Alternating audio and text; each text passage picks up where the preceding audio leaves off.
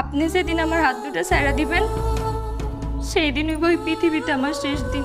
চুপ, কোনোদিন ছেড়ে যাব না।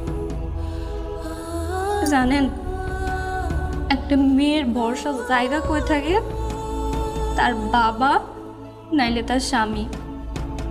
আমি জন্মের পর আমার বাপরে দেখি নাই, আর একটা মা ছিল, সেও তো আমার আপন মা না। এখন আছেন আপনি, আমার স্বামী, আমার একমাত্র আপন মানুষ। আপনি আমারে কোনোদিন কষ্ট দিয়েন না, আমার কোনোদিন ছাইড়া যায় না।